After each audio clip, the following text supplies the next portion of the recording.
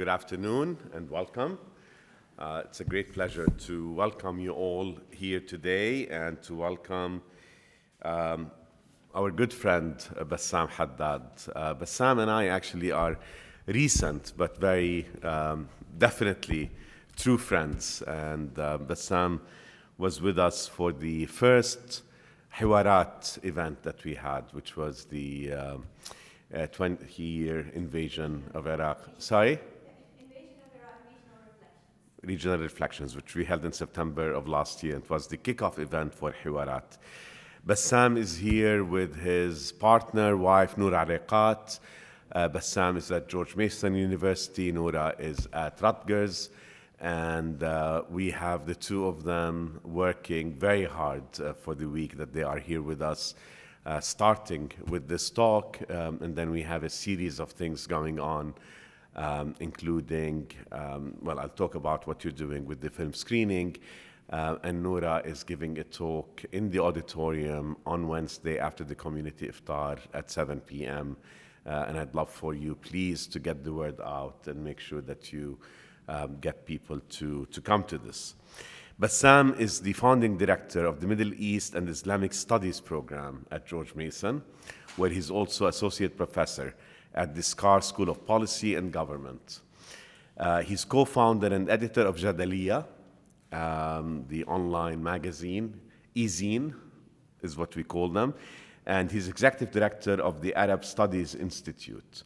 He serves as the founding editor of the Arab Studies Journal, as executive editor of the Knowledge Production Project, and executive producer of Status Audiovisual Podcasts.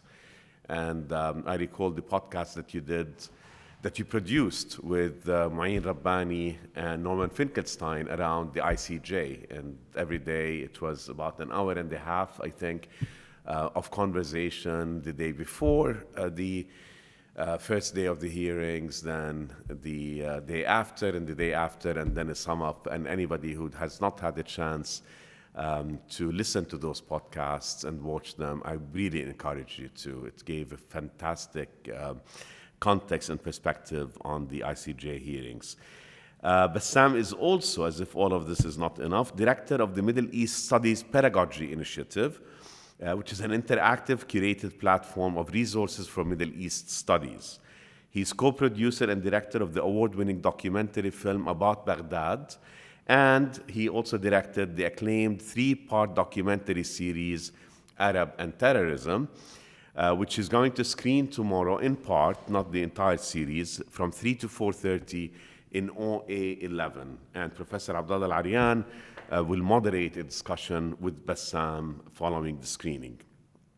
In 2017, Bassam received MISA's Jerry L. Bashara Service Award for his service to the profession. He's author of 2 major books. The first one is on Syria, Business Networks in Syria, The Political Economy of Authoritarian Resilience, which was published in 2011 by the Stanford University Press. And he co-edited A Critical Political Economy of the Middle East, which was also published by Stanford University Press, this one in 2021. He's currently working on his second Syria book, titled Understanding the Syrian Tragedy, Regime, Opposition, Outsiders. Bassam, it's great to have you back here. It's wonderful that you and Noura and your daughter Naya are with us for the week, and we look forward to great opportunities to interact with you. I'm particularly looking forward to the workshop you're going to have with students and to the interactions that you will have with members of the community, but in particular our students who are hungry for engagement, hungry for knowledge, and who make us incredibly proud and committed, and I think you will especially enjoy spending time with them. I'm glad that we have a few of them here with us today, and without further ado, please join me in welcoming Bassam Haddad.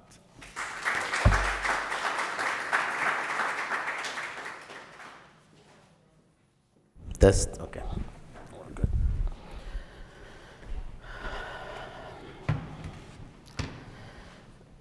Thank you, Professor Safwan and Dean Safwan, for this wonderful introduction. although I think it's a little fake when people say thank you for this generous introduction, because they're basically referring to themselves. And, but what I want to thank you for is the things that are outside my bio that you said, which I really appreciate.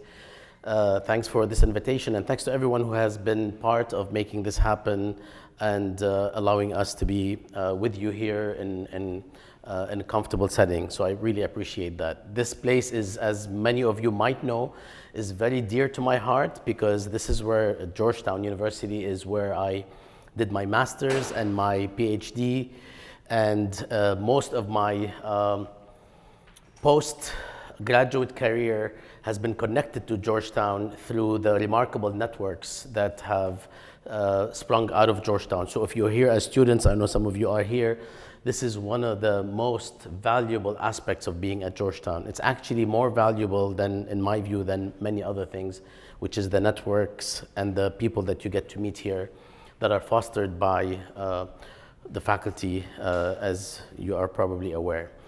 I am speaking today about the transformation of the Syrian uprising, which is part of my current work, my current book, which I have been writing for about 13 years, in a way.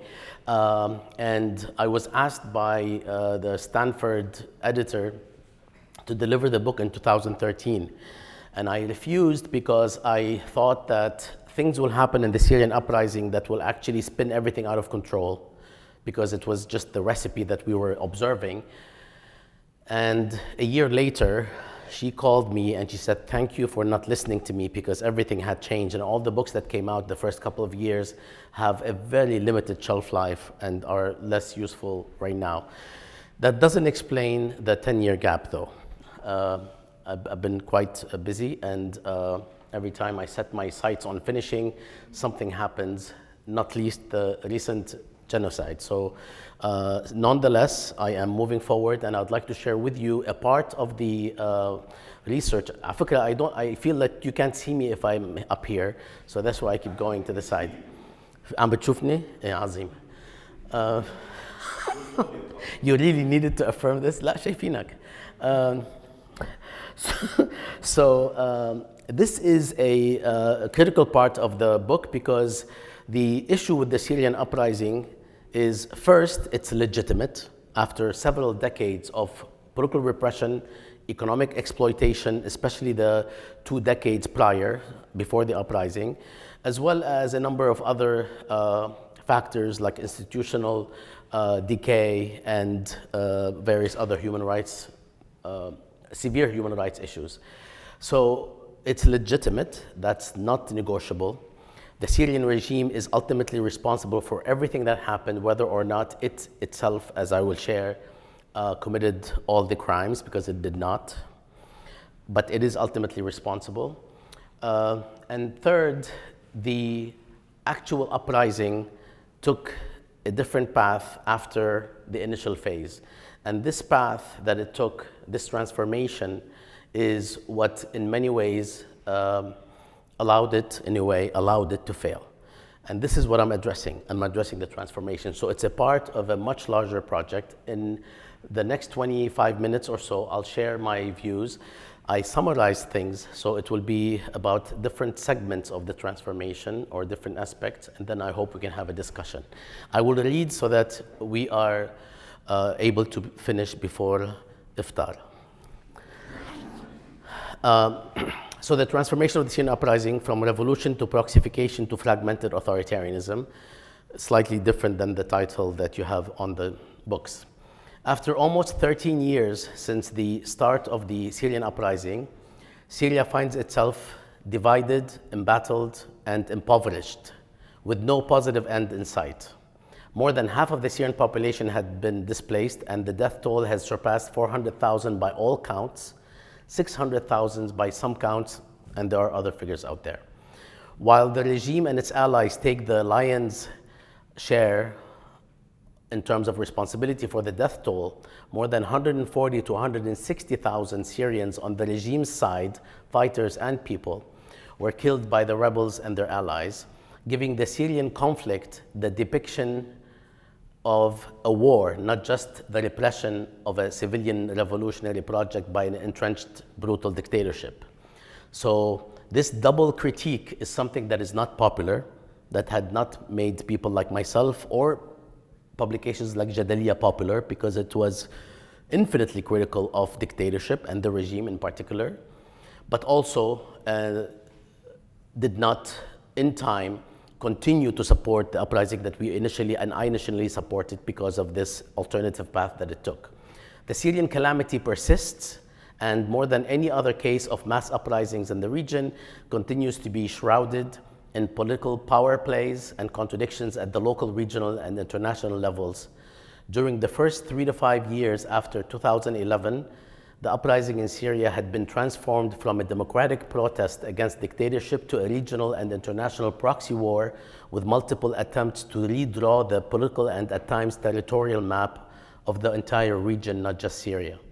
Defined increasingly by an absence of a realistically clear favorable outcome or victor, considering existing parties to the conflict after its first year especially, the logic of the lesser evil reigned supreme and proceeded to flatten the prospects of a positive outcome, along with the flattening of many Syrian cities, save Damascus, and the flattening of dreams. In December 2016, when the Syrian regime was able to recapture the other half of Aleppo from the rebels, prompted by the heavy-handed Russian intervention 15 months prior, the major military hostilities in Syria had ended. For all intents and purposes, the uprising on whose shoulders millions of hopes have been piled failed to overthrow the Syrian regime, failed to effect a serious split within the army, and failed to produce significant schisms within the political class. The Syrian revolutionary project is now buried under the rubble, but is by no means dead. It would do well, the Syrian revolutionary movement, so to speak, it would do well to benefit from the painful lessons doled out by regional and international politics, including the betrayal of some of its patrons who were mostly driven by ulterior strategic motives, not ones intrinsic to the interests of the Syrian people or even the uprising as an uprising. By contrast, the regime was fortunate to find by its side allies willing to sacrifice everything to save a resistance coalition or axis without which they might find themselves considerably weakened or worse.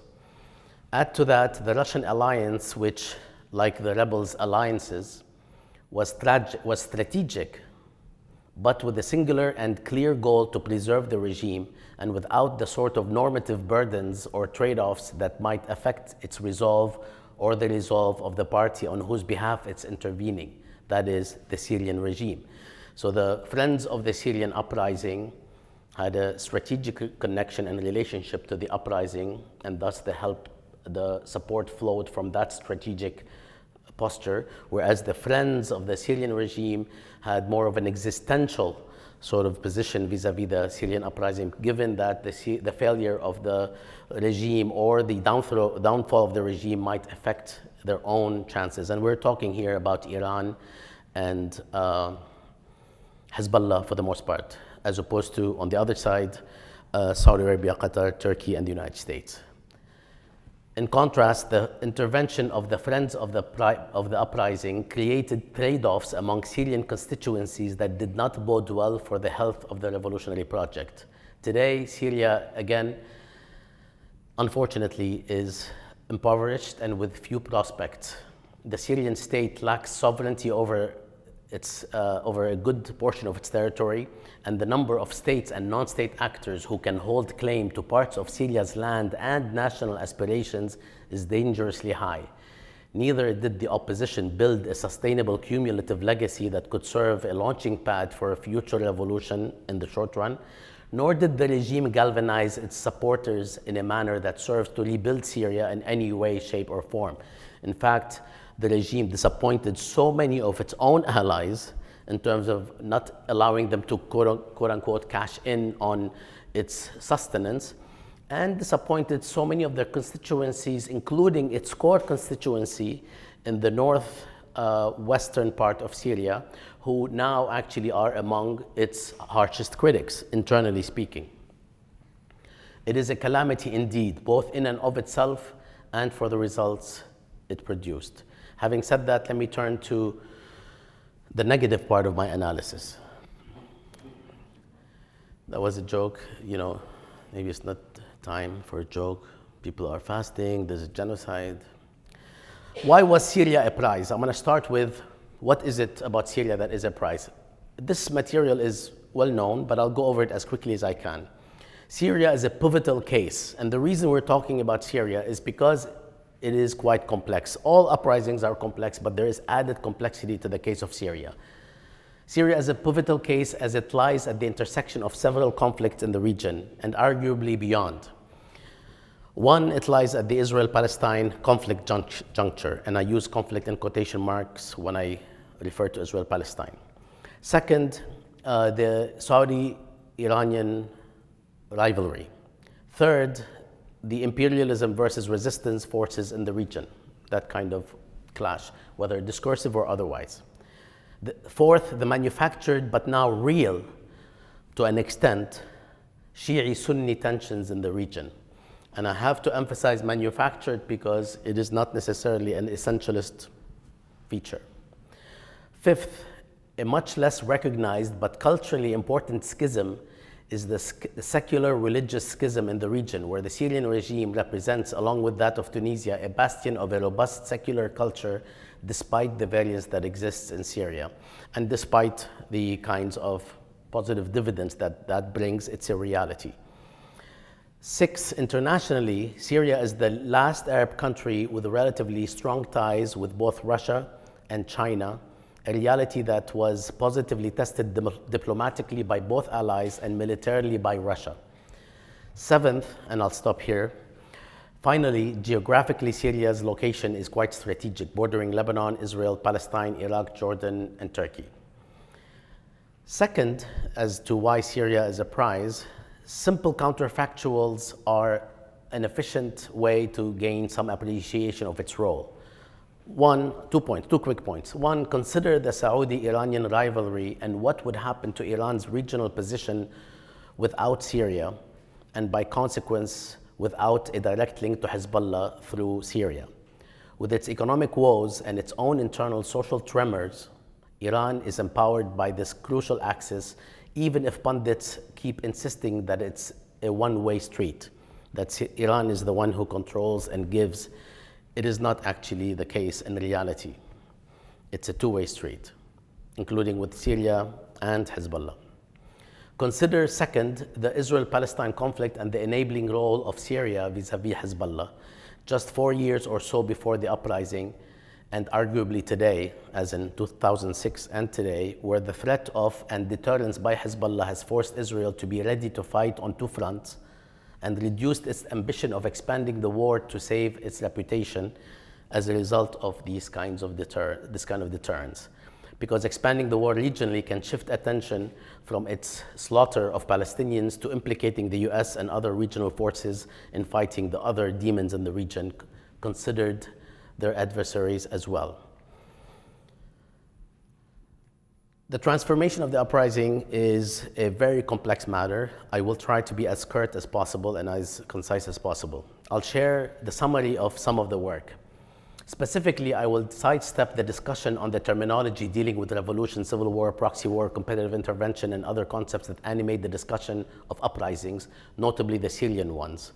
Instead, I'll focus on some of the significant outcomes and trace their genesis to a particular type of intervention based mainly on a strategic calculus borrowed from the Egyptian and Tunisian cases, where the departure or exit of the head of state in those cases in relation to social pressure was very swift. It was thought that Syria was always going to be more complicated, but the eventual supporters of the Syrian uprising calculated that an intense campaign by the rebel groups that they supported will hasten the regime's downfall before those supported groups grow into a threat locally or regionally. Generally speaking, the opposite happened, because the supporters of the Syrian uprising supported groups that they were not 100% in line with ideologically, but they thought that the job would be quick. It wasn't. The regime survived the early months and years of the opposition, and the opposition developed into the feared Frankenstein that ended up alienating both the civilian component of the opposition as well as some of its backers in time. The public media tiff we all witnessed in 2017, for instance, after the cessation of the major hostilities between Saudi Arabia and Qatar, both accusing the other of militarizing, radicalizing, and Islamicizing the uprising, is not insignificant.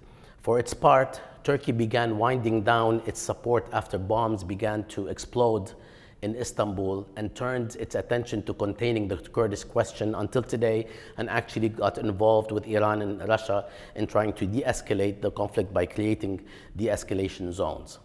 The US adopted a stricter approach to vetting rebel groups after the inordinate influx of foreign fighters through the Turkish border, and became too comfortable, the US that is, with allowing the stalemate on the battlefield to persist for fear of unintended consequences. Hence the protracted nature of the Syrian uprising, which was also aided by a thriving war economy that benefited all sides. And that is something that I will not discuss today so that we can be done before Eid. By 2018, and perhaps much earlier, every one of these actors stopped working to overthrow the regime. And after 2021, some have reestablished relations with it for purposes beyond what is happening in Syria, notably Saudi Arabia, which cemented the strategic nature of its involvement prior. Before I don't want to actually go on at this level, I'd like to turn to the mechanics of intervention. First, I distinguish between a successful revolutionary movement, on the one hand, and second, the goal of overthrowing the regime on the other. If we don't separate those, we cannot make sense of what happened, why it's problematic, and we will not be able to glean any analytical lessons from it. So there's supporting a revolutionary movement, which is a content-based endeavor, and then there's the goal of overthrowing a regime, which is strictly political. Content is devoid there. This distinction helps us understand the divergent interests of revolutionaries on the one hand, at least early on, and their external supporters on the other. A successful revolutionary movement possesses content. It is not just a vessel. In this case, it seeks to achieve its goal of replacing dictatorship by some inclusive governing formula, even if imperfect, and replacing a predatory economy with a more equitable and less corrupt one. External supporters of the uprising are transactional, interested more in how their outcomes provide or improve their interests in a particular balance of power and in fostering forms of favorable regional security. These are two different things, very different things, and we saw it in times of failure, because in times of success, those kinds of interests don't diverge so much. They diverge widely if the incumbent regime is resilient, regardless of how it does it. And we're not talking here a lot about the regime supporters and their nature, because it's obvious that supporters of the regime are not looking for democracy, are not looking for human rights, are not looking for anything that the supporters of the uprising, specifically the United States, were looking for in claiming to be supporting the uprising against dictatorship. The more resilient the regime, the more resources are poured into the opposition. In such cases, intervention becomes more instrumental or transactional, and the substance of the revolutionary movements suffer. With time, the instrumentalism of external support in the form of financial and military support, without regard to the content of the movement, actually creates a situation where the uprising and the movement and the revolutionary project become degraded. And we're talking about the civilian and the military wings as well. Such posture by external actors encourages action, not deliberation. It prejudices for the most coercive methods and instruments and groups, including unwavering individuals and groups willing to go farther in advancing the instrumental goal of regime overthrow. So you end up going for the more the less risk-averse groups and individuals, hoping that the entire affair will be concluded within a short time period. An unintended byproduct is that the supported spearheads of the movement increasingly departed from the initial goals of the uprising in a manner that reduces the appeal of the enterprise for would-be revolutionaries and fighters who no longer recognize what was made of their uprising. In other words, the unintended byproduct of supporting militant rebels who have very different ideological starting points and end goals compared to those who actually started the uprising, the civilian component, that unintended byproduct of supporting these first or former groups actually ended up divorcing the uprising from the people who started it and divorcing the uprising from the goals that were set early on. Instead of participating in this instrumentalist and, in the Syrian case, increasingly autocratic, totalitarian current of rebels, most Syrians, or many Syrians, because we don't have exact figures, turned their energies to supporting local civilian, municipal, and security matters and judiciary matters. The end result is that the revolutionary project becomes a military battle that almost completely sidelines the civilian aspect of the uprising, regardless of this aspect's own legitimacy regarding both leadership and sponsorship. Regardless of who is running the uprising or the uprisings at the time, there is a degradation there. This route favors the recruitment of those most unrelenting. With the influx of tens of thousands of foreign fighters and the re-socialization of domestic ones, the supply of such participants was abundant. Foreign fighters with totalitarian ideas. And I don't use the word jihadist, but if you say jihadist, everyone gets it, but we're getting the wrong thing in my view because it's a misnomer. These are essentially totalitarian groups that actually use religion in a particular manner that is quite idiosyncratic. The path of the uprising grew more alien to ordinary Syrians. In sum, the particular type of external strategic support of the Syrian uprising did at least four things. First, it further militarized the conflict. Second, it radicalized it towards more totalitarian groups and goals. Some people say Islamicized it. One can say Islamicized it as well, but with caveats. Third, it divorced the civilian from the military wing by giving primacy to the battlefield. And finally, it divorced the path of the uprising from its original goals, as I suggested, given who was spearheading it, not given who still supported the uprising. You could support the uprising all you want. Or like us and like myself, you could support infinitely the idea of a revolution in Syria, but the path of that revolution that you supported early on diverged in a way that did not allow a lot of people to stay on course. So one can support a revolution in Syria, but not that particular revolution that was taking place after 2013 and 14. Of course, there's still a debate, except that the debaters that insist that it was still the same revolution, even years after, are quite silent now. What still needed to be determined, the uprising ended up being guided by external preferences of overthrowing the regime as opposed to the development of a robust revolutionary project. The Proxification was complete. What still needed to be determined empirically between 2013 and 2016 was the fate of the regime. Will it withstand the military pressure? And there were points between 2013 and 2015 that we were tracing by the day where it was a serious question, even to people who, to people on all sides. It wasn't a propaganda item. It wasn't a scare tactic. It wasn't psychological warfare.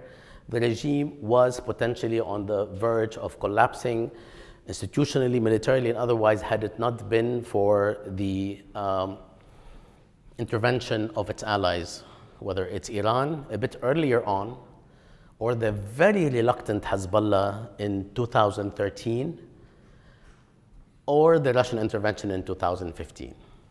But with the Russian intervention in 2015 specifically, this question became less pressing and rather disappeared after December 2016. Finally, a very quick discussion before I close of revolutions in the 21st century, which kind of package quite a bit of what I'm saying. This discussion is in order, as it explains the far more complex terrain such events must straddle. And I'm talking about the different nature of revolutions in the 21st century or in the post-Soviet collapse period compared to prior. Exploring the evolving nature of revolutions in the 21st century involves an examination of the intricate interplay among global political dynamics, socio-economic transitions, and cultural changes. Pivotal events such as the end of the Cold War are posited to have marked a turning point in the evolution of revolutionary movements. The examination delves in the book, but I will summarize it here, delves into the transition from multipolarity to unipolarity, and now back to some form of multipolarity slowly, but that's after the cessation of the major hostilities in Syria. The mitigation of socioeconomic destitution in the more modern times, and cultural shifts away from traditional gender roles and patriarchal concepts of leadership. I will explore the implications of these changes on the demands of revolutions, asserting that contemporary movements are less inclined towards a complete overthrow of social orders and more focused on reformatory changes related to governance, corruption, democracy, rule of law, and repression. And if you would like to know who is Arab and who is not, just ask them to pronounce this word, reformatory. It's impossible unless you were born in an English-speaking country to pronounce it properly. Especially if you're educated in places like Lebanon where you study French in the beginning. The first major shift identified is the global political landscape transformation. The end of the Cold War is acknowledged as a landmark moment that ushered in a transition from multipolarity to unipolarity, with the United States emerging as the sole superpower. This unipolar structure is posited to limit the competition and access of different groups to global powers, thereby impacting revolutionary dynamics. This political shift has variable consequences for the nature and scope of contemporary revolutionary movements. The second focal point is the examination of socioeconomic changes, emphasizing the reduction of destitution across societies, globally speaking. As more individuals escape socioeconomic destitution, the calculus of risk-taking in pursuing revolutionary change undergoes a transformation. People across the board, but especially the lower middle and upper middle classes, unable to leave the country, are now less willing to jeopardize their existing socioeconomic status and more cautious in endorsing endless revolutionary endeavors and pursuits. There exists a nuanced relationship between socioeconomic conditions and the willingness of individuals to engage in revolutionary activities beyond what might be reasonable and beyond acceptable trade-offs, something that 150 years ago was not as much of a consideration because of the index of misery, if you will, in addition to other factors. The third significant change is cultural transformation, particularly in relation to gender dynamics and decentralized forms of leadership. There has been and is currently an ongoing shift away from traditional masculinity and patriarchal concepts of authority, leading to a decentralized model of leadership with revolutionary movements.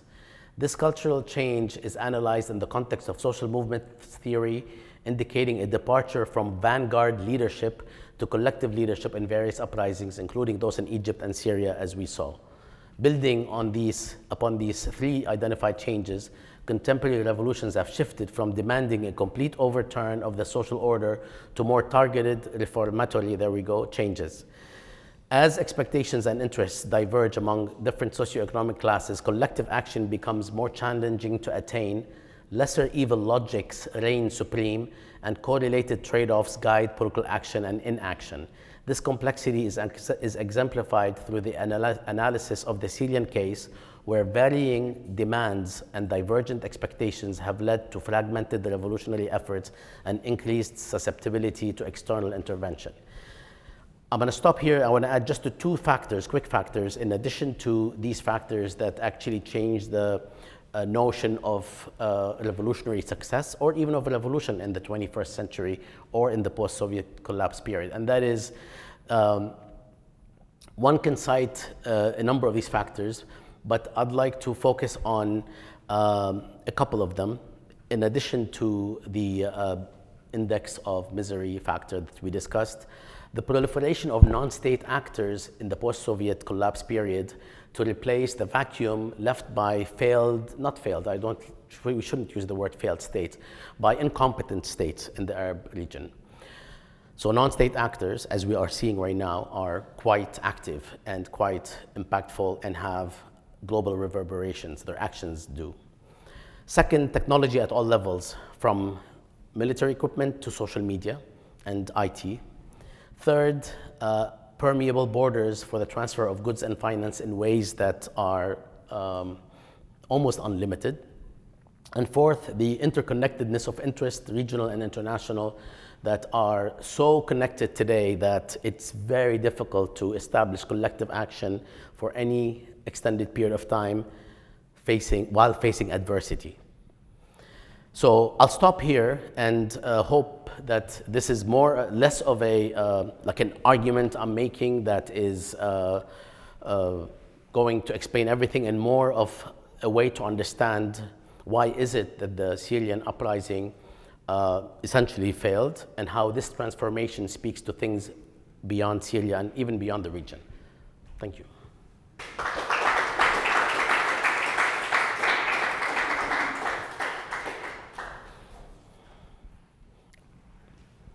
I'm happy to take questions. Yes, sir. Hi, Gerd. I read your book when I was a student, and it was a part of, well, I don't know, I shouldn't say that.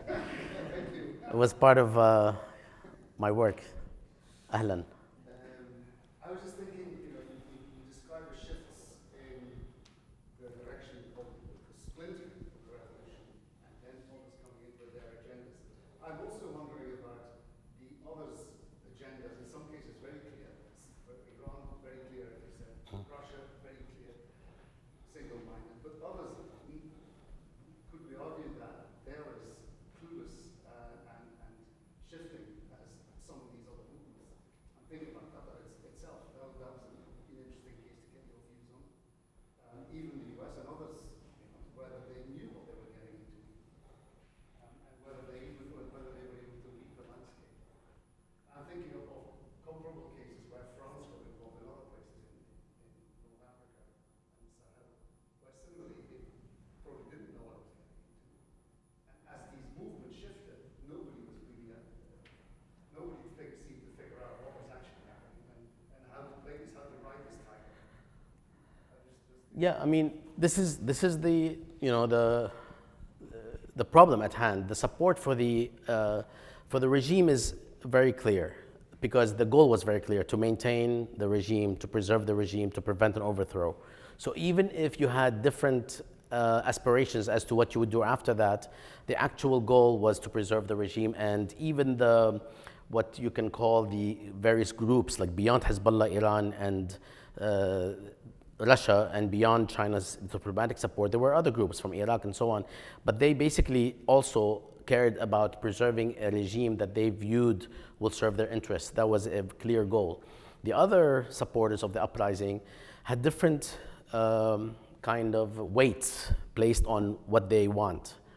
But in all of these cases, after attempting, in Qatar specifically, attempted to negotiate with the regime early on, so did Turkey.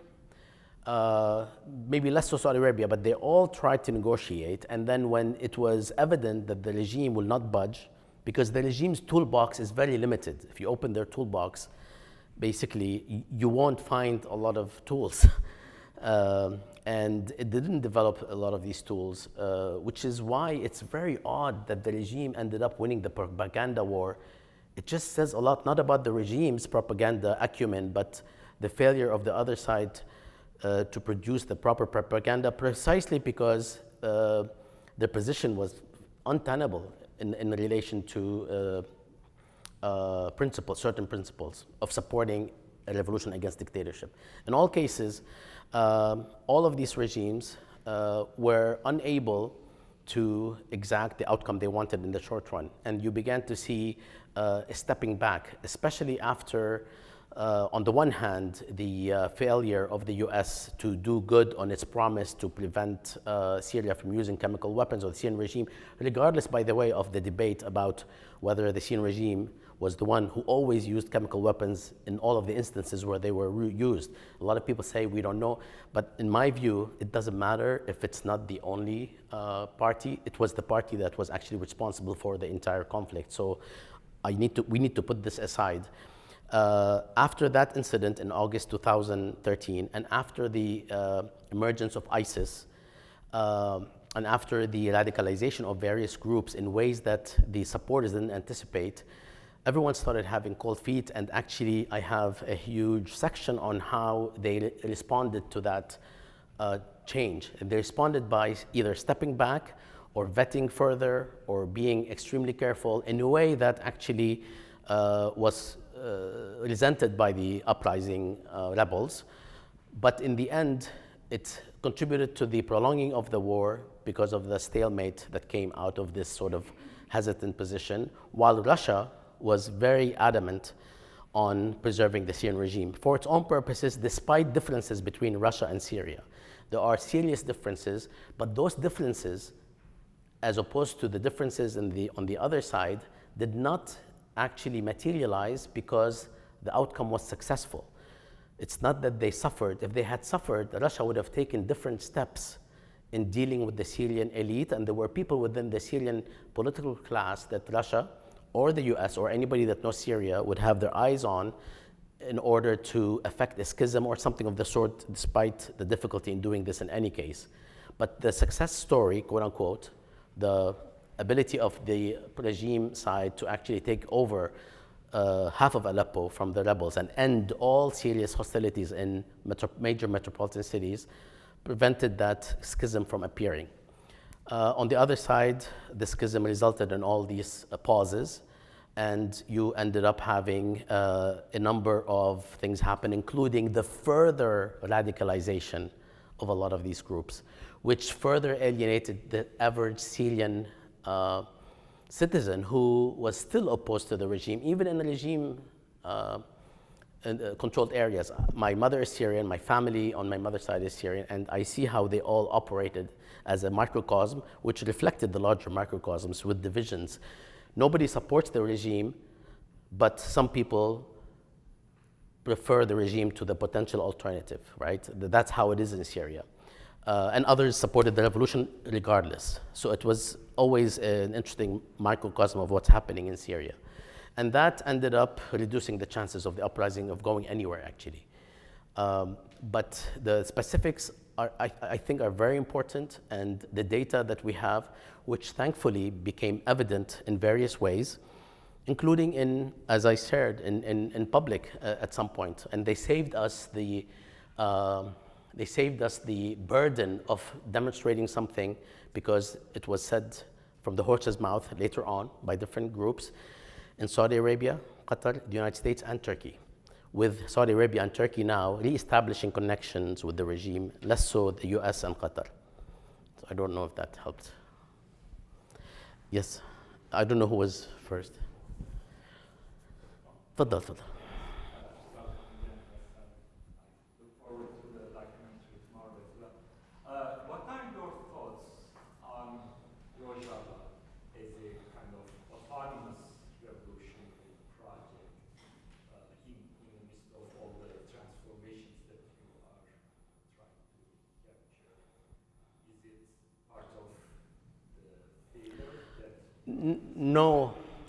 No, I don't think. I mean, the Kurds, unfortunately, almost wherever you find the Kurds, they're always getting the short end of the stick.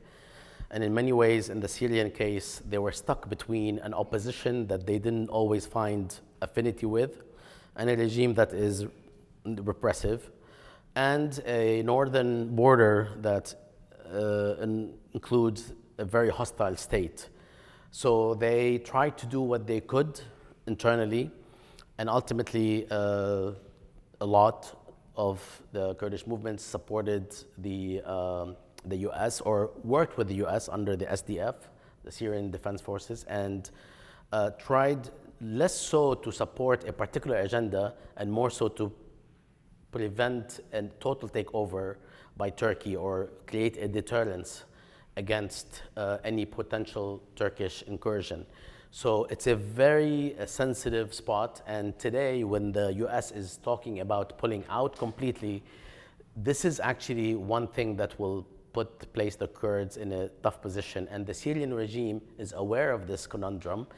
And that's why the Syrian regime didn't target Kurds in any way as it did others, because there's always the potential of using the Kurdish cause or population as a card with Turkey. And Turkey also has its own demands on the Syrian regime. But until the Americans leave, it's very difficult to know which direction this will go in. But I don't think that the Kurds were part of the uprising in the manner that all the other groups were, irrespective of internal sentiments.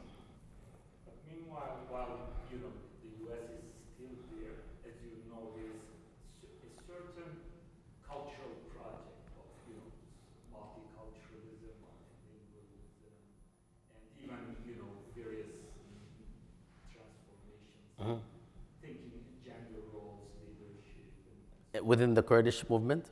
yeah. Yeah, I mean, this has been going on, but I'm not sure the extent to which. I don't think we will have an Iraq type of outcome, with the North being a safe haven, and even more than a safe haven actually, which has caused resentment among other Iraqis, given where the oil is in major part.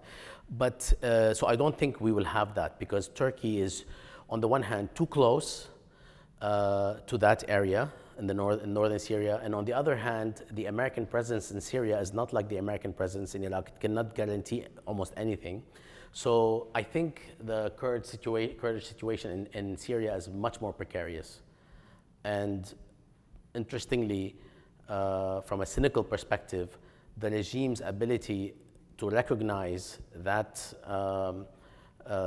plight might actually be a good thing, because it might actually try to do something positive, relatively speaking, in dealing with Turkey, or with how the reorganization of Syrian territory will take place if the Americans leave. But they're now getting a lot of the oil, so that's something that they're very happy about, and they have been for many years. It's basically Syrian oil that's going to one party, which is Americans and the Kurds.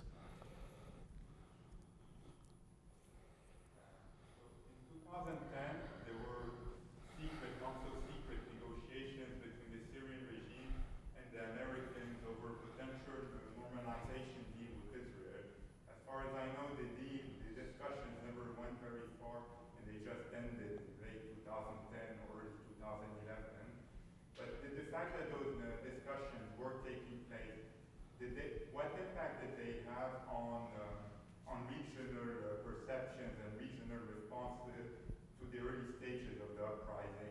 For example, was Iran more hesitant to take the side of the regime in the early days of the uprising because those negotiations were still ongoing or had just been ongoing? I don't know of any articles or books or op-eds of any significant scale that actually would put weight on this, because the Syrian regime, like all the regimes of the region, will engage in negotiations on anything. But there was no concern that this negotiation meant that Syria is either selling out or is trying to get closer to the Americans. It was not that kind of factor that would actually enhance the chances of an uprising to take root. I mean, if I'm missing something, let me know, but I've never seen anything like that. It could be something that, not even the opposition peddled that argument, because Syria's position on the question of peace with Israel is actually connected to its own axis, right, with Iran and Hezbollah, and it wouldn't go very far, and it never went very. The closest Syria has gone was in 1995 when Assad was speaking with the Americans, but even then, nothing was going to come of it. In contrast with some of the people that say, "Oh, there was a potential," nothing was going to come of it, because that discussion was predicated on the problem that the Oslo Accords didn't even offer actually a state. Actually, it was actually not even an agreement. It was a potential agreement. So the discussions between Assad and the Americans at the time, and potentially the Israelis, was going to always hit a dead end. But in the 1990s, you cannot not engage in a discussion when the Soviet Union had fallen and the US was the only game in town. So you had to try. And the trial was not cynical. It was partly genuine if there was a real peace agreement, but there wasn't. There never was. So yeah, I mean, I don't think that was a factor, but if I'm missing something and you can send me something, I'd appreciate it. The guy who was involved in the negotiation, Frederick Hall, he just released a book about it, which I haven't read. Mm-hmm. Maybe. But it's odd that the uprising rebels, as well as the civilian components, as well as the people who write on behalf of the uprising, and I can name a few, I kind of don't want to mention the names, this was not a factor in them understanding the uprising. The uprising actually had very little to do with all of these things and had a lot to do with the Syrian regime exploitation of the economy while continuing its repression, even if it's far more quote unquote reasonable than before. It's the economic field, it's the institutional, decrepit nature of the institutional setup in Syria, and the various failures in dealing with the drought and the effects of the drought on the metropolitan cities with the migration, overcrowding cities and reducing the resources available. These are this combination of reasons which ended up, or at least ultimately ended up with the elimination of subsidies on very basic goods, but then when it started eliminating subsidies on fuel and oil, which made everything more expensive, people's dignity began to be affected for several years between 2006 and 7 and 10. Nonetheless, even under those circumstances, there was no indication, zero indication that Syrians would go to the streets. Had Tunisia and Egypt did not happen, Syrians would not have gone to the streets. Because 2010, I was there in 2011, January. But let's say before Bouazizi immolated himself on December 17th, December 16th in Syria, December 16th, 2010, and December 16th, 2007 are no different. So without the domino effect or the demonstration effect, I don't think Syrians would have gone to the streets. Yes? Just one thing when it comes to that, I'm from Golan Heights. If one looks back at what happened in '67, there are no official documents, but if you listen to the stories of people like my grandfather that were told to leave, and then the Israeli flames came in. That's a whole other thing that we don't need to tap in right now, and then the Assad regime being part of the access is also something else that we don't need to get into right now. My question is, And you mean in 1967? But you're referring to 1967, because Assad was not making those decisions. It was Salah Jadid. Okay. He was the defense minister office. What I wanted to ask though, right now, what we see is that the whole world has kind of, and I really like that you always bring back to the cause being the regime and everything else being effect, which I completely agree with. And I think we need to come to terms with that, whether we like it or not. We feel like the whole world has put Syria on the back burner, and it's just, it'll work itself out. But ever since October as well, it's like a proxy war, and like everyone is hitting back at each other in the land of Syrian land. And it's always like in the back then, like where are we heading? What's gonna happen? The 6 million people going with Syria, I go there myself into some areas, but like you see how they're living. They've been living in tents for 13 years, right? And they are just human beings that want to go back to their countries. And then with the whole normalization, it's like they did that for their own reasons, and the Arab League, after gone into etc. So my point is, what's like, when is it gonna be that a whole consensus is made, that all of us come to terms with something has to change, a political solution has to be met, whatever it is, everyone has to leave. I totally, I mean, I am in contact with a lot of people in Syria, political, social, economic interlocutors. And we actually have a website dedicated to Syria. Beyond everything we do at Jadaliyya or elsewhere, it's called salonsyria.com. It's actually born out of what is the plight of the Syrians inside. Nothing will happen until there is an opportunity for the opponents of the Syrian regime to try again to do something that they tried in 2010, 11, 12, 13, 14, 15.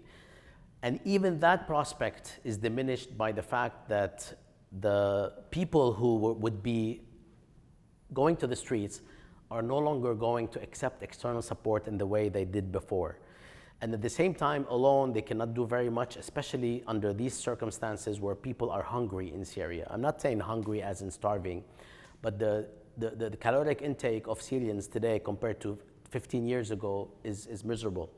And the opportunities that Syrians are living under are miserable, including the primary supporters of the regime, people from the, if you would like to get sectarian about it, from the Alawi sect in Latakia, for instance, are some of the most outspoken people against the situation, which is usually the regime. So that is definitely is happening. But the problem is the desire for change is very low. And the people who are supporting the Syrian regime, state actors like Iran, non-state actors like Hezbollah, and also Russia, until this moment, are going to put up a very strong fight. So it's as depressing as it is, the status quo seems to be extremely grounded, unfortunately, despite the protests we've seen in Suwaida and other places. But these protests, are also protests that a lot of Syrians agree with in principle, but they don't have muscle. So, and the muscle which might come from the outside, as I shared, is not going to be available. Even in Algeria, the Algerians learned from the Syrian experience. That's why they were holding in 2019-20, when they were protesting, they were holding signs in response to potential external intervention saying, thanks but no thanks, what translates as thanks but no thanks. We don't need any international intervention because that's going to actually make things worse for us. So there's going to be a stalemate for quite some time. Russia is in trouble. Iran is in trouble. The US has no more appetite. It's actually pulling out. There's a genocide next door. And Saudi Arabia and Turkey are actually making nice with the Syrian regime in order to serve their own interest. So there's no party that's willing to actually intervene from the outside, and there's no muscle on the inside. And even if there's sufficient deterrence effort. So it's actually quite bleak.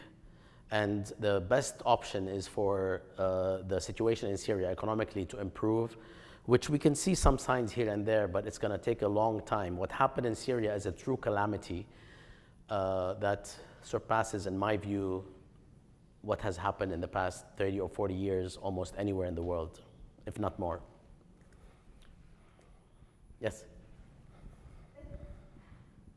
Actually, you partly answered my question in your last response, but when we talk about it, you perfectly described the kind of underlying forces of why what happened in the first place.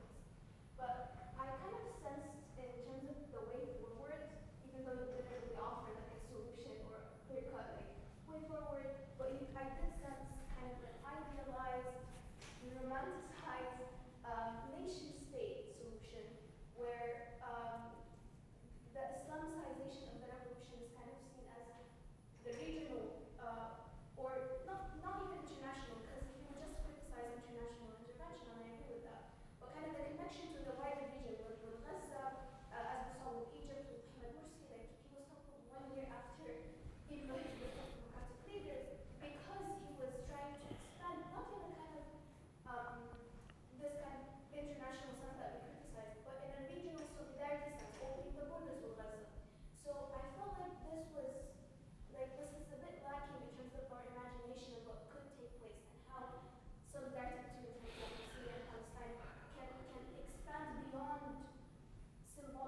Absolutely, but I just want to clarify. So because I was very careful not to emphasize the Islamicization, because I don't think it's actually Islamicization. I think the vessel has an Islamic veneer to it. I don't think it's Islamicization. So I don't understand the connection between that and Gaza.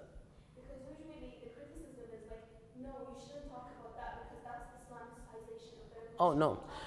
Because that's what Egypt went through, and obviously in everyone's mind, what happened in Egypt is, and like the Muslim Brotherhood. No, absolutely. No, I get it. No. I don't think that's an issue at all. In fact, it would be great if under any circumstance, a movement, whether based on X or Y approaches, actually succeeds in providing inclusion. And I know the word is now mixed with like white liberal, propaganda, but things like inclusion, things like equity. But I don't think that's the issue, because first of all, even what's happening in Gaza or Palestine is, in my view, has very little to do with Islamicization. It's a national liberation movement that now is in this particular case, the fighters, the resistance is actually Islamist. But I don't think the connection would be based on that. In fact, most of Palestine and Palestinians and pro-Palestinian voices all over the world are in endless solidarity with the cause, but has nothing to do with Islamicization. It has, yeah, but I'm just saying on the one hand, in terms of connecting with Gaza, I don't think it has to do with Islam at all, in fact, in my view. It has to do with something that includes, Arabness, Islam, or whatever cultural identity you want to add, but it's a much larger pot. In Syria, the issue is that for the past, and I've said this both in satirical form and in real writing form, the border with Israel or / the Golan Heights or 48 Palestine, however you want to call it, has been one of the safest places on earth for decades. So we can't expect Syria to do very much, and we can't expect Syrians to do very much because they are not able to even make ends meet locally. So there's going to be very little that can be done in terms of galvanizing support for any form of solidarity. The situation in Syria is so dire that you will rarely even find people anymore speaking about politics before they speak about everything else in terms of their living conditions. But if I'm missing something in your question, please let me know, because I'm not getting exactly what you want to get at, because I want to get to it, but I'm not getting it. But in Syria, you're not going to find movements for solidarity that connect with the Jolan, largely because first the regime will crush it. The regime is being bombed by Israel every once in a while without doing very much, actually. So it definitely is not going to allow for forms of solidarity that it knows are not going to be quite consequential to actually cause more damage. So I think the regime will stand in the way of even smaller groups trying to establish any form of solidarity, largely because it's not going to go very far unless it's massive. And there is no ground for massive collective action in Syria at any level, let alone for solidarity with somebody else. If you talk to Syrians, they're actually quite resentful of the regime's rhetoric on Palestine, not because they're not pro-Palestine, but because the conditions under which Syrians have been living are far more dire than most Palestinians outside Gaza.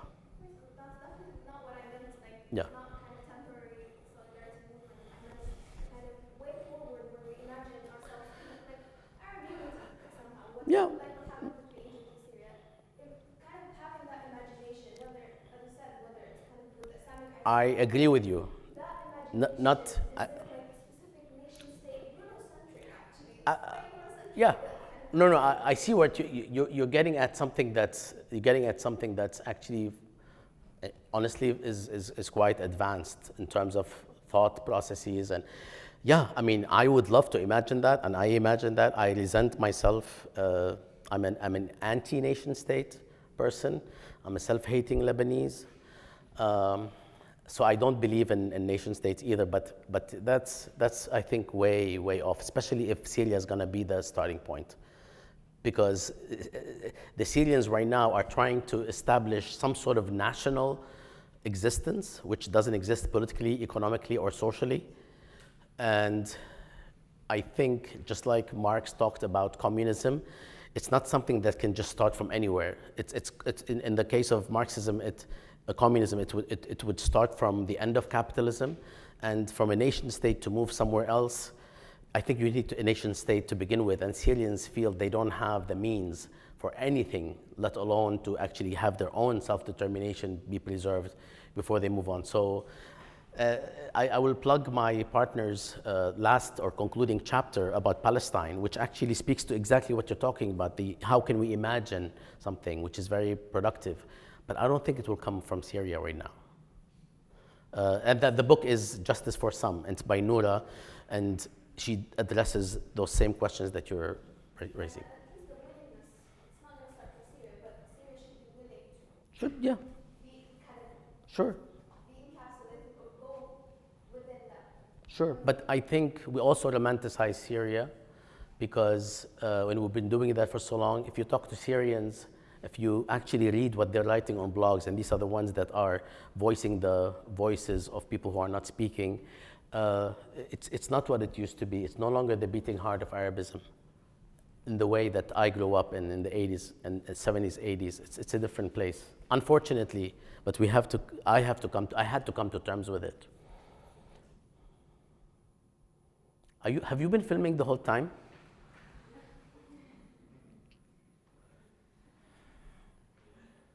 تفضلي مدام. Thank you so much for this. It's been incredible. I've learned a lot, and that's apart from all the different conversations that you guys have. So where do you locate now opposition to the regime? Like inside Syria and outside? Everywhere. Through these blogs, is it mostly diaspora? Let's start with the Kurds, who are not the most fervent opposition force, but the Kurds under the tutelage of the Americans, as well as in other parts of northern Syria. Idlib province, which includes all of the rebel groups who are now isolated, not just from the Syrian regime and a lot of the Syrian people, not all of them, but a lot of Syrian people, they're also isolated from Turkey that is supposed to be their guarantor, but it's using them as a political card. And average Syrians who are so resentful that even after all of this, there was nothing positive to speak with economically, institutionally. They're not even thinking politically, but institutionally, economically, and in terms of the jobs and the job market, if you will. And then specifically, the ardent supporters of the Syrian regime, either the Alawi community or people that were willing to fight and who fought, not for the Syrian regime, but fought for themselves, but on the side of the Syrian regime, are most resentful that they sold everything and they gave up everything at the same time that they never received any compensation, not financially, but they felt that they were betrayed by the promises of the regime. So the regime is extremely unpopular right now, which is actually not a big deal for the regime, right? Historically, its popularity came from the lesser evil argument more than from, oh my God, I love the regime. Even the regime officials themselves, they know, and I can't use bad language here, but they know they're problematic. And problematic is not the word they use. They use a worse word, but I will not use it. But they think about the context in a way where the alternative is worse, but they know it. So it's extremely unpopular, and all these, and of course, the fourth part is the south and the Druze communities, which the regime kind of considers them on their side because of the minoritarian dynamics. So the tolerance of what's happening in Suwaida might not actually be the same as if the same kind of movement emerged in Hama or in other places. So, but even that movement is being suppressed, not terribly violently like in the Uprising, but largely because it has very limited chances, even by the regime estimation. But all of these oppositions, which are ubiquitous, don't have teeth. And in the absence of teeth, the regime actually strategically can tolerate things, such as what's happening in Suwaida. That's why the response hasn't been the kind of thing that we saw earlier in the uprising. Alhamdulillah. Not alhamdulillah on this. Like I actually think, I mean, my views on all of these uprisings is, unfortunately, they weren't able to deliver, not because they weren't able to deliver, period, but frankly because of the counter-revolution that took place in the Arab world, courtesy of conservative Arab states and their American allies. So the counter-revolution is in full force while the revolutionary forces are limited. And what I shared earlier about this entire topic is very important in the sense that, about the topic of revolution is very important because people today need more than a bad regime to be ready to participate in a revolution. The trade-offs are such that things can start well, but they can easily degrade into a situation where you make the other trade-offs of supporting the status quo. And this is where so much of where we're at is. October 7th, I know that now all the intelligence agencies will pick up this conversation. Once you say October 7th, is an instance where something like that actually did have a structural impact. But these things are very difficult to come by, and they're not likely to come by in Syria that easily. Yes? I want to ask a Lebanese question. يعني tell us now what is going to happen. يعني if the regime, if the constituency of the regime, or people who are now in Syria and are facing all these difficulties of making ends meet, of daily life, and the regime has lost all credibility, etc. And you're saying that the supporters of the regime are themselves not doing very well. There are other spots attracting attention, Gaza, Ukraine. So what is going to happen in the next weeks and months, and perhaps years, inside Syria, say in Damascus? One thing I personally have learned from the 1980s when I first became, quote unquote, an activist when we were protesting the first intifada, with the first intifada. I wasn't protesting the intifada. Is that I was continuously, for the past, 3 decades now almost, continuously surprised, 3.5 decades, by how much we underestimate how much misery human beings can tolerate. So when we look at the case of Syria and we say something must come of it, yeah, normatively, but empirically, not necessarily. How is the situation going to rot was more my question. To rot further? The party is able to do anything, to change anything. So how is it going to go now?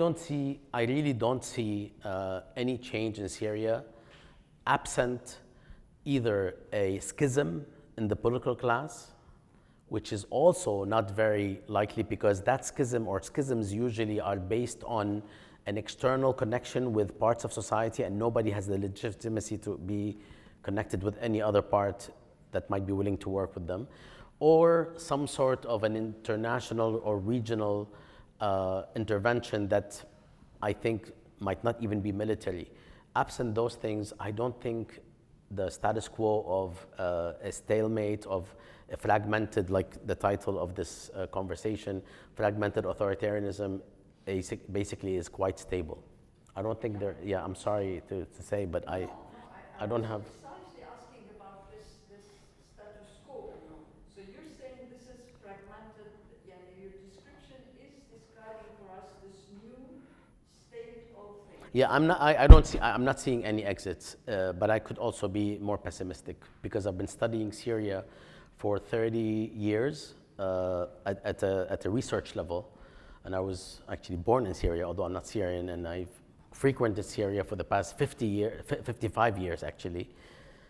My first trip was in 1968 when I was in my mother's tummy, from Beirut to Syria, and I'm Lebanese. Oh shoot, I said self-hating Lebanese. Everybody, all the other Lebanese are amazing. But I don't see any thing changing in Syria in the current moment. And I hate to say this, but it's the kind of thing that when you are speaking with people inside Syria, you realize that they're not even thinking about this.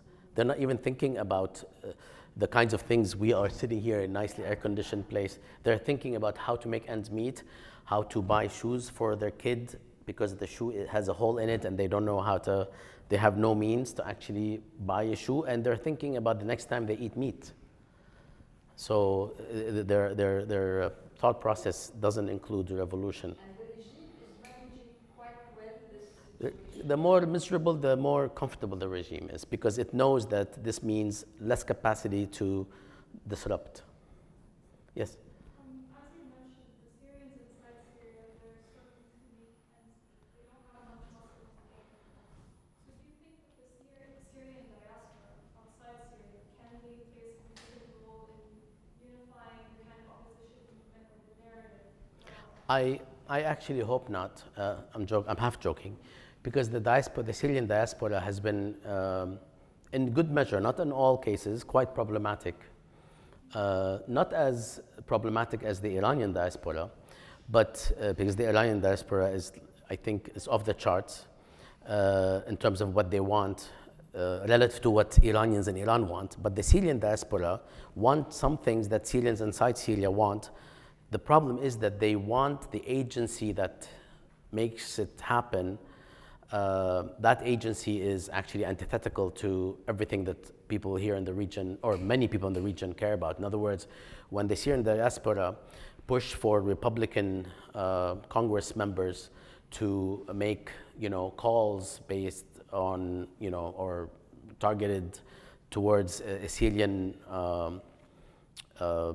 I don't know, either revolutionary or evolutionary or reformatory change, it's not the kind of thing that actually will resonate in much of Syria, nor the kind of thing that will benefit Syria. So the diaspora has its own issue, especially the diaspora that can actually wield some political power. The diaspora that doesn't wield political power, I think, is far more in tune with what's happening in Syria, but then again, it doesn't wield political power and doesn't have an institutional expression. And the uprising, one of the reasons I shared that it failed, it didn't just fail in overthrowing the regime and replacing it with something better. It also failed in building something cumulative that can outlive the uprising. And the reason it failed is because it wasn't independent, it wasn't democratic, and it wasn't transparent. So the SNC, the Syrian National Council, and then its successor didn't build anything around which Syrians can organize. And actually, because it was exclusivist, in other words, it did not include the Syrian opposition members who were for revolution, but not for Turkish sponsorship or any other Arab sponsorship of the uprising. They were not included in the Syrian National Council and its successor, because these folks were vehemently opposed to US interference, to Arab Gulf states interference, and even to the interference of Russia, by the way, because it's not like they were on the side of the regime at all. And therefore, the outcome of the uprising, after the uprising sort of ended for all intents and purposes, didn't leave behind an institution that can galvanize these forces. So now you have to start either from scratch or actually find those nodes within the existing uprising. There are some really good nodes, but the institution has to rebuild itself. So I am not very hopeful. I'm sorry I'm depressing everybody. But at least when we leave this room, we have other things to look to, like the genocide and things like that. It's not good these days. But the good thing is, in my view, that the world is paying more attention. The world is being less hypocritical about, especially in North America and Western Europe, about the plight of of the people in the Middle East, and the world is discarding finally the ideational hegemony of the West as being XYZ. This is being all discarded or shattered. And that's actually, I think where glimmers of hope arise, but unfortunately not in the short run. Alhamdulillah. On that hopeful note, so much for Hello, hello. your expertise and your Thank you, thank you. شكرا.